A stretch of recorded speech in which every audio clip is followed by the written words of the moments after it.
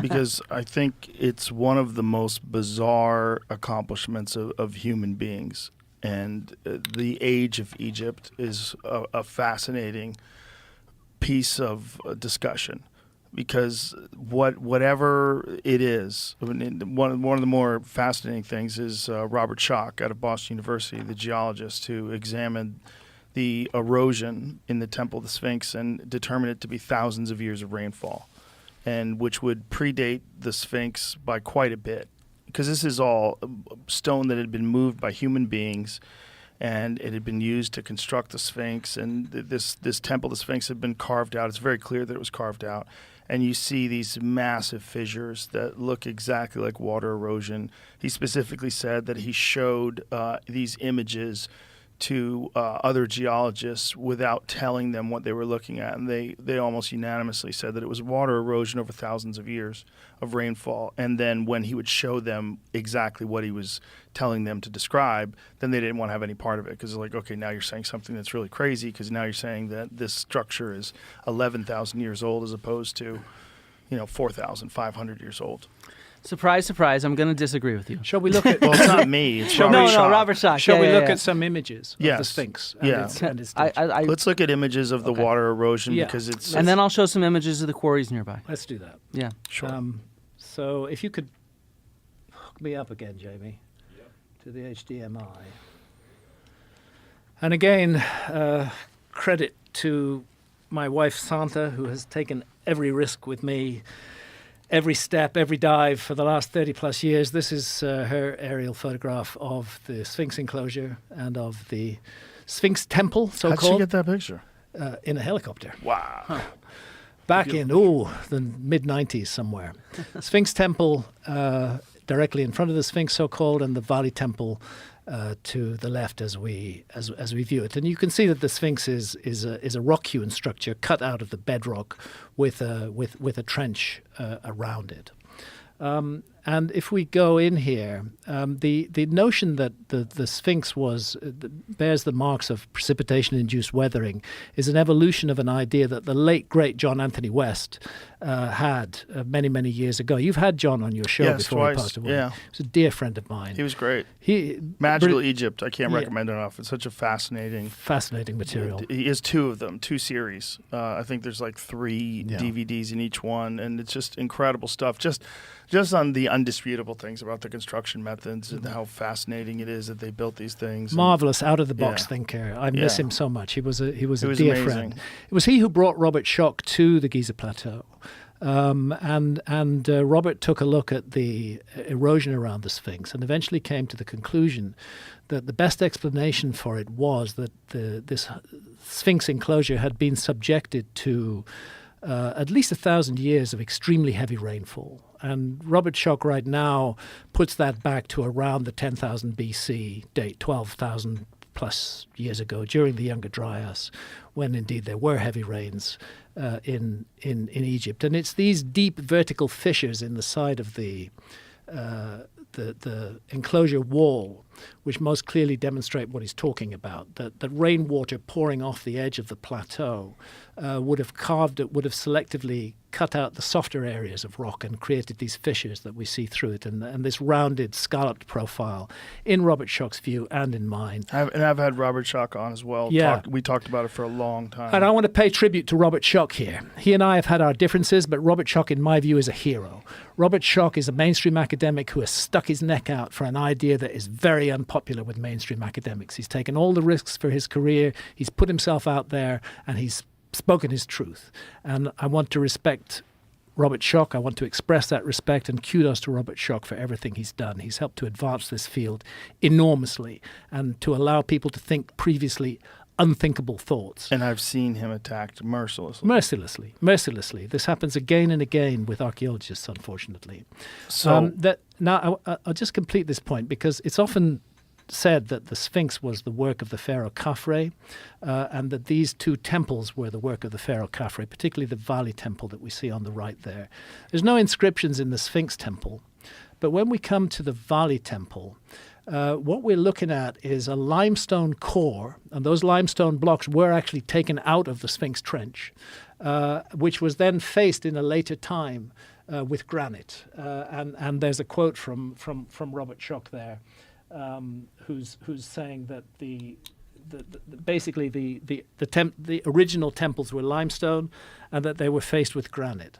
Now, that's the interior of the temple. You can see that there's definitely two phases of construction there. There's the granite, no dispute that that's Old Kingdom Egypt. And then there's the limestone massive megalithic walls behind it, which are heavily eroded, as you can see even from here. Now, interestingly, is that temple really associated with the pharaoh Khafre? In 1947, I.E.S. Edwards, who was one of the leading Egyptologists of his time, wrote this: "Around each doorway is a band of hieroglyphic inscription giving the name and titles of the king. No other inscriptions or relief occur anywhere else in the building." That's been taken to assume that the name of the king was given as Khafre. Actually, Edwards corrected himself in 1993. Around each doorway was carved a band of hieroglyphic inscription giving the name and titles of the king, but only the last words, beloved of the goddess Bastet and beloved of the goddess Hathor, are preserved. No other inscriptions occur anywhere else in the building. In other words, there's nothing in that temple that directly connects it to the pharaoh Khafre. But what's interesting is the way that granite facing, which certainly was done in the Old Kingdom, has actually been, the interior of the granite has actually been cut to match the heavily weathered limestone that it's covering. It's been cut to shape that. They're honoring and respecting that ancient structure. And so, in my opinion, the geological evidence on the antiquity of the Sphinx is strong. There's no doubt that the ancient Egyptians were there, that they did work on the Sphinx. The head of the Sphinx was recarved into a human head. I and my colleagues believe it was originally the head of a lion, that the Sphinx was an entire lion. But the evidence that it's been carved is that it has far less erosion than the rest of the body, correct? And also the head is way out of proportion to the rest of the body. That's an issue, because one thing the ancient Egyptians were pretty good at when they put their minds to it was proportion. Yeah. And the disproportionate size of the head of the Sphinx in relation to the whole body of the Sphinx. I mean, if you look at other ancient Egyptian sphinxes, they also have small heads. If you put my head on a lion, it would look small. And they all look relatively small. Indeed, it would look small. That's the point. It was a lion before, and it was cut. It was heavily eroded, and it was then cut down into a human head. But it does have a distinctly different form of erosion. No, that's actually where I'd come and disagree with you. I have some photos as well. What's your evidence that it was connected to Khafre? The head. Oh, yeah, and I can show you why. Yeah, because eroded. it's a different stratum of the natural limestone. I see. So if you look at the geology of the area, are you finished, Graham? If not, I'll put up some slides. Yeah, go ahead. Okay. Yeah, let's do this. So first off, I want to sort of show this is what it looks like, even the neck. You don't see the neck today because because they expanded the headdress as a support for the head. And so the point is that there's these different layers of this limestone here that we can understand geologically. And so there's this very dense limestone that's up by the head, and then the rest of the limestone is much more fragile and porous.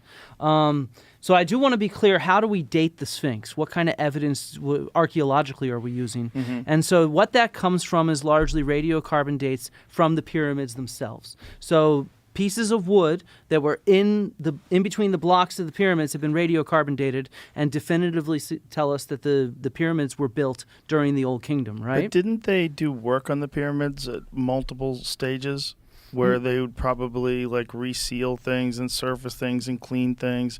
If they were constructed 12, 13, 20,000 years ago and people were still inhabiting them 5,000 years ago, wouldn't it make sense that they would do things to them? Well, we have inscriptions in there from areas that are sealed off from the actual construction, graffiti from the workmen referring to, for example, Friends of Khufu and different workmen gangs that are in there. And these are in areas... It's graffiti like they tagged they tagged it, exactly. You know and that particular graffiti in the Khufu cartouche has long been suggested as a forgery by Howard Vyse. Except it uses versions of Khufu's name that were not known until later by scholars. And so that's what versions are those? I don't know, man. I don't read hieroglyphs. Where'd you get that information? Egyptologists. Where'd you get that information from? I got Zahi Hawass. No, not from Zahi Hawass. I've never met Zahi Hawass. I got that information from reading, man. But okay, so let's go back. How do we know that these radiocarbon dates with the blocks in the pyramid relate to the Sphinx itself? Because the Sphinx is just hewn out of natural stone, right? These different layers here. Mm-hmm. So the reason we know is because geochemists have done stone sourcing on the chemistry of these stones in the pyramids. And they've been able to trace them to different quarries at Giza. And so this is photos of different quarries and cuttings for the quarries. And so they've taken samples from the quarries themselves and from the stones in the pyramids. They do different kinds of geochemical analyses to show the ratios of, in this case, magnesium and iron. And then they trace them back to specific quarries there. And so they know that a bunch of the stones from Khafre, for example, come from the area of the Sphinx. The Sphinx is from a quarry. It's a quarry site for those stones. And so one of the things Go back to that slide for a second. Yeah. We're cut into the quarry walls. Okay. And so this is a photo of some of these quarries, and I want to point out that the quarry walls look a lot like exactly the walls of the Sphinx itself. It has the same kind of erosion on it. It has the same kind of rough working on it. And so what you're actually seeing with the Sphinx is you're seeing this roughened shape from quarrying, which is then built with nicer stones around it. Right, but we're talking about the temple, the Sphinx, the outside structure is what Robert Schoch was discussing. That shows much more clear indication of the water erosion. Not necessarily this, which shows a lot of kind of different erosion. And by the way, this restoration on the paws of the Sphinx is modern. Yes, Yeah, that is yeah, modern. it's I'm not going to deny Why that. do But they what do I'm that? trying to explain to you is that we can't. A, I don't think that anybody really agrees with Schoch that it is erosion. B, if it Well, you is can't say erosion, that. well, a lot of geologists do not, nor do But many Egyptologists. geologists do. Many Very geologists do few, agree with them. Very few. I think it's quite a bit. Graham, you would know more than I do. I think it's quite a bit too, but it doesn't really matter to me. I think whether geologists agree with him or not, whether archaeologists agree with him or not, he's spoken his truth, he's made his case, and I think it's a strong and compelling case. And what I'm trying to do is present the evidence that goes against him, right? But when you look at those fissures that are in that wall, You see the same thing on quarries there. You know, it's the same exact kind of fissures on this is just a completely different quarry in a different area of Giza. that's not the most specific example of it, though. If you show other examples of that wall, And so, I mean, there's what- other examples you know, of that wall that are much more rounded out. So I and have they been to dip Giza, by in. the way. See, this just doesn't look the same to me. Wait, but I have a reason for saying that. I've been to Okay. Giza. The one time I went to Giza, it rained. In fact, the taxi got into an accident because the oil on the road got so slick that we were hit from behind. Right, it does rain. Very minor fender bender, but the Right, point but you're is, not denying but that how do the you, climate how do you radically date, changed in How that do you area. date erosion like this? That takes a lot of experimentation, and I've seen no evidence that shows how to date this kind of erosion to 12,000 years ago or something Are like you that. in control of the thing now? Is that what's I going am, on? and I was going to show Graham, some. can you show images from what you were looking at when it shows the water erosion? Because Sure. it looks very different. The images that Graham was showing from where Robert Schoch did his work, it's much more extreme. The ones that you have are from a distance, and the other ones are kind of blurry, and you're looking at it, and it looks similar. But like I was that, there in 2003, so it's I'm been a sure long you time. were. I'm sure you were. But this is different. The fissures in there are different. They really look like water flow. And if you're talking about the different layers of stone, which are softer in some layers and harder in other, if you did have that kind of water flowing through it, it would make sense that the softer layers would be more eroded. And that's Robert Schoch's contention. And how are you going to date that though to however long ago? One of the other key Well, don't you date I'm it not though? controlling the But slides. don't you date it though by the amount of rainfall that we know took place at a certain No, time? because a small amount of rainfall can also cause erosion, especially in a dry environment. So Right, in but very it dry could've called environments, a that- tiny amount of rainfall can actually damage things even worse because things are so dry. But that level of erosion? Well, but you need to come up with some independent way of dating it, Okay. right? And that's where the issue is. What we do have is independent confirmation that the blocks in the pyramids came from the quarry right there. Right. And we have dates on those blocks from radiocarbon dates of wood in between those blocks. There's an area where my work is misunderstood. I strongly support Robert Schoch on the 12,000-year-old dating of the Sphinx and of the megalithic temples in front of the Sphinx. I've never claimed that the pyramids are 12,000 years old. Oh, I know it didn't say you I have. didn't say I you know did some either. people do Yeah. though. Some people do. Yeah, some people do. I've never claimed that. I do not seek to divorce the ancient That is Egyptians why I brought up from the the Great notion Pyramids. that they'd been resurfaced, because that's Yeah. the claim. Yeah, I've heard that claim as That well. people had been living in them for thousands of years, and so that the material that you're dating is from that time period. Yeah.